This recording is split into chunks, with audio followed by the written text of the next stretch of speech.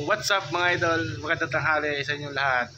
For today's video mga idol is gagawa ako ng training box.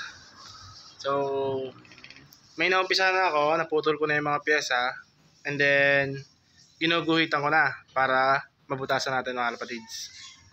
At ito, pakita ko sa inyo mga kalapatids. Let's go!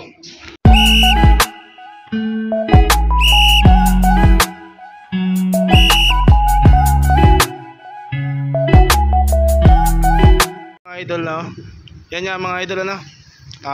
Napagputol-putol ko na yung mga pyesa at bubutasan ko na. Naguhitan ko na rin yan mga idol kalapatids, yung mga bubutasan ko. Yan, no? Naguhitan ko na yan, no? Yan, mga guhit na yan. Bubutasan ko na lang mga idol. Papakita ko sa inyo pagka nabutasan ko na. Okay, let's go.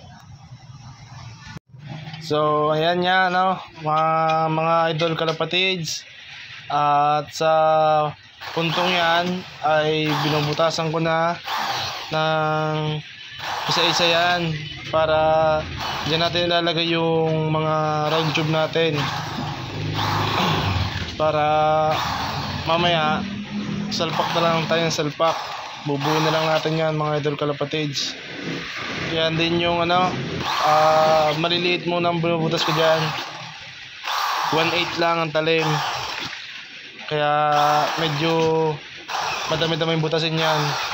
Tapos pagkatapos kong butasin yan ng maliliit, papalakihin ko naman yan yung pasinlaki yung round tube para sumuot. Pero hindi ko na ipapakita dyan yung papalakihin ko mga idol kalapatids, kasi medyo matagal gawin yun eh. Matagal din ang video natin mga idol kalapatids. Kaya yan, medyo patapos na rin ako dyan. Patapos na rin magbutas mga idol kalapatids, kaya still watching lang kayo. Yan, naguguhit ako dyan mga idol, kasi hindi pala umabot yung guhit ko doon at di ko makita kung saan ko bubutasan. Kaya yun, pagkaguhit ko, butas ulit. Butas lang ng butas hanggang sa matapos mga idol kalapatids. At huwag lang mainip, at matapos din ang aking ginagawa. Kaya yun mga idol kalapatids, ingat ang lahat. Yan, medyo patapos na rin butasan mga yan. At ako'y nangangaling-alay na dyan sa tapat na yan kasi sobrang daming binubutasan mga idol. Kaya yan mga idol, ilan na lang yan, patapos na yung butasan. Yan, let's go.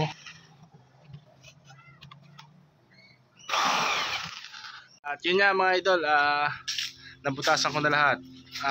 Ngayon ang gagawin na lang ay sobrang init. Gagawin na lang mga idol ay puputulin ko yung stick, yung round tube, para ilagay ko dun sa mga butas na yon at bubuuin na ang training box mga idol kalapatids. So let's go, papakita ko sa inyo yung mga binutas ko mga kalapatids. Tara, samahan nyo ko, let's go mga kalapatids. Yun, nabutasan ko na lahat. Yan, diyan ko ilalagay yung round tube. Yan, lahat yan butas na. Ito wala. Yan, sa may lagayan ng kalapate sa loob paloob. Yan mga kalapatids, nabutasan ko na. Ayos, konti na lang. Yun, ito wala talaga. Ito dalawang to, walang butas yan. Kasi dyan natin lalagay yung release. Dyan i-release yung ibon. Yan mga idol kalapatids, okay na, okay na. Bubuuin na lang yan mga kalapatids at puputulan ng round tube.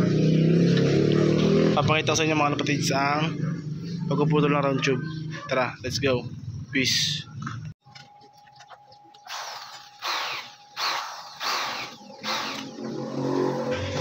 Ayun mga idol, at sa oras na yan mga idol kalapatids, nilalagyan ko na ng bracket para mabuo natin yung pinaka framing mga idol kalapatids. Pinabrakita ko yan isa-isa. Makikita nyo mga kalapatids, binubutas-butas ko yung bracket para may rivet, para mapagdikit-dikit ko sila. At yan ang ginagawa ko sa oras na yan mga idol.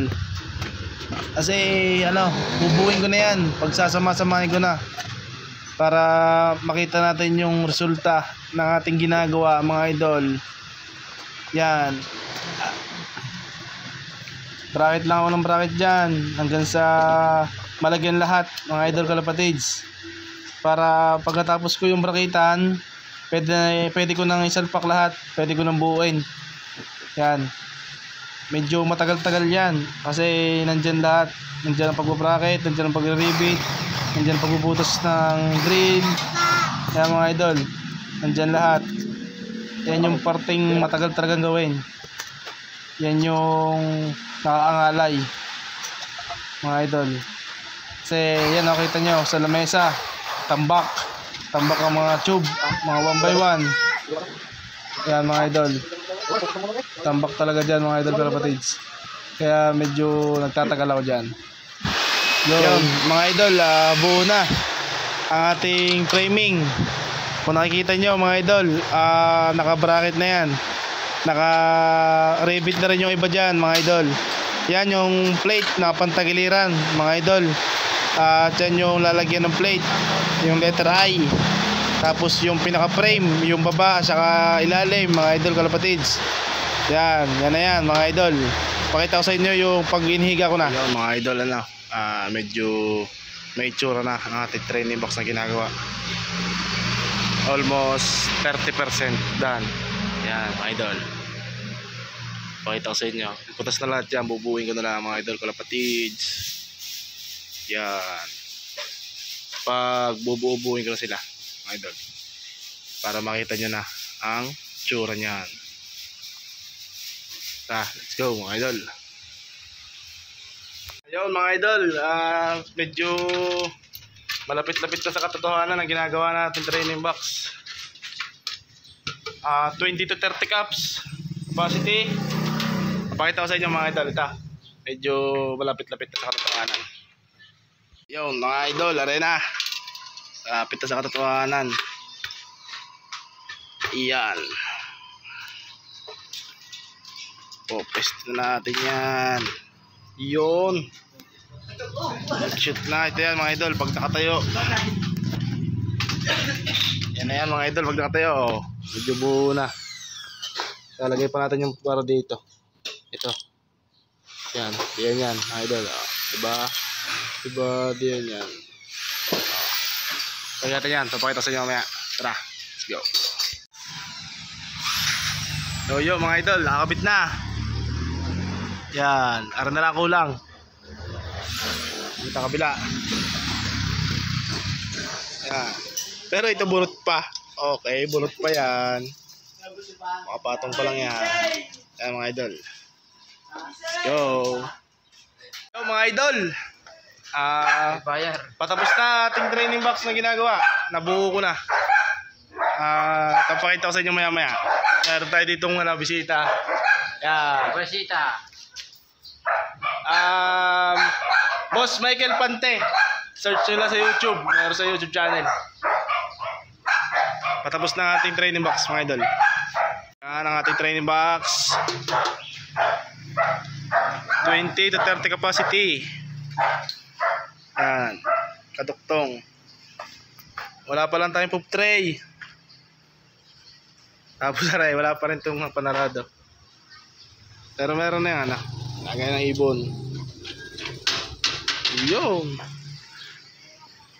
Boss Michael Pante, the house.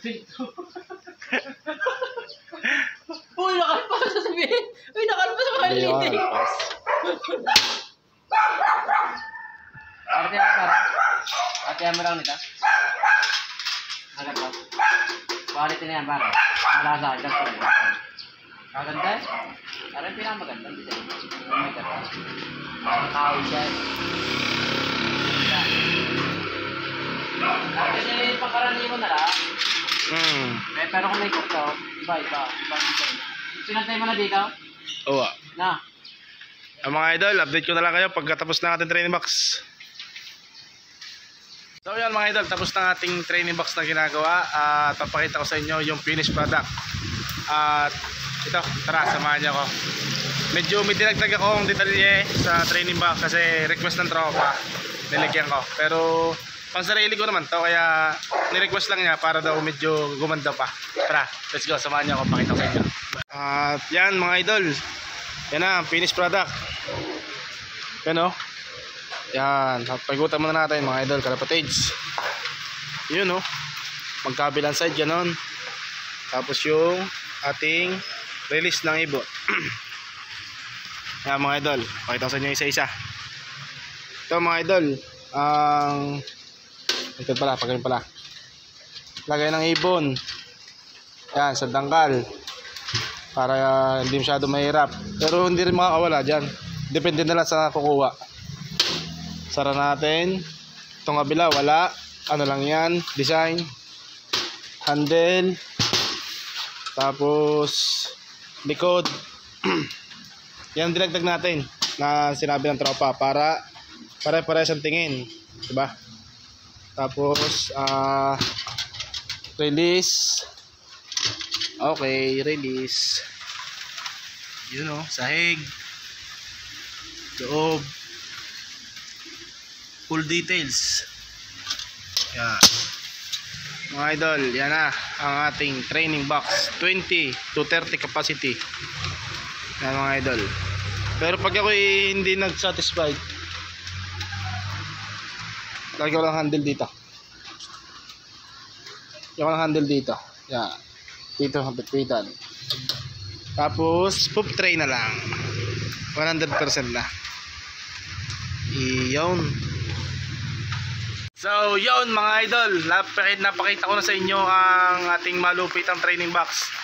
At maraming salamat sa lahat na sumusuporta sa aking YouTube channel mga idol kalapatids. At pasuporta na rin sa aking Facebook page at Reels. Yun mga idol. Yun yan, nakita nyo naman, diba? Ayos na. Kaya ready for South Derby race na tayo, South training. Dahil ang ating ilalaro na ibon ay 27, 28 ganon. Kaya medyo gumawa ko ng medyo malaki-laking training box para isang kargahan lang. So yun mga idol, for today's video yun lang muna. At maraming salamat sa inyo lahat. Please follow, like, share, comment and subscribe. Ingat mga kalapatids, God bless us all.